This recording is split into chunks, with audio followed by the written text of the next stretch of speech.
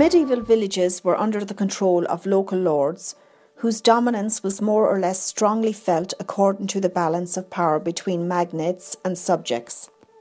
Two complementary documents help us to understand the situation in Saint-Nazaire in the late 16th and early 17th centuries. The first is a list of feudal dues conserved in the archives of Bagnols-sur-Cèze under the code 220. The second is a statement of fealty to the king by the Dame of Ancezeux, Lady of Caderousse, Vénéjean, Saint-Nazaire and other holdings. We see that on the 13th day of September in the year 1600, two envoys, Antoine Malart et Laurent Bory, arrived at the house of Master Barthélemy Gust, followed by a group of councillors. This was a solemn occasion. Each villager was required to come to the house to declare fealty for the property they held of the lord of the manor.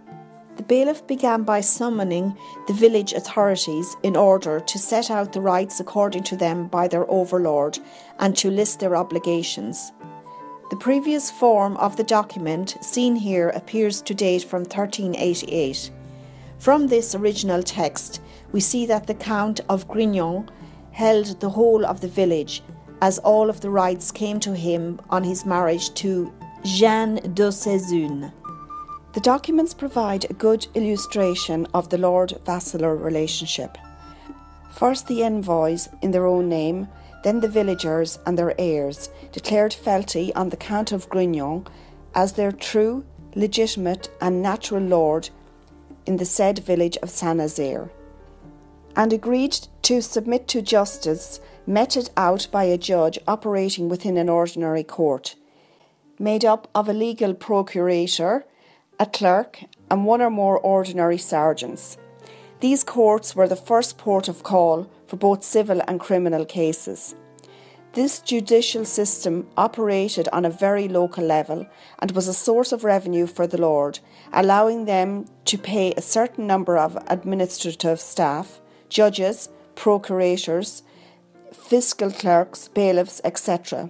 The Lord's agents were also the only authorities able to guarantee the validity of commercial weights and measures.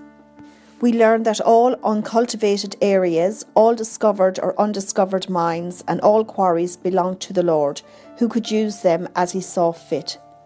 The Lord also levied a tax on property transfer, les lots et ventes, worth 1/6 of the value of any property sold or exchanged.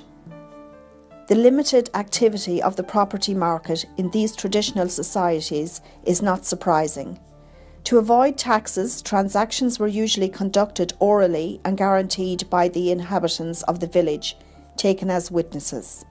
Next, the document states that the populace owed an annual and perpetual quit rent on all of their possessions, a form of annual property duty. In Saint-Nazaire, the population managed to buy back the rights to their quit rents for the sum of £6 in silver, 2 sommets of mixed grain land just above 1 hectare, and 20 chickens. This administrative simplification almost certainly reduced the cost of the tax. More prosaically, the document stipulates that the tongues of all animals killed in the village were to be given to the Lord. Hunting was forbidden without the authorization of the Lord of the manor, who permitted collective hunts for the purpose of exterminating vermin, what we call today beasts. The villagers did not have the right to assemble without a license from the Lord or his representatives, a stipulation intended to control the size of crowds and to prevent revolts. The communal oven used by the inhabitants belonged to the Lord, but we learnt that the villagers had obtained the right to manage it themselves for a payment of 5 sols per year. The pulverage tax also went to the Lord.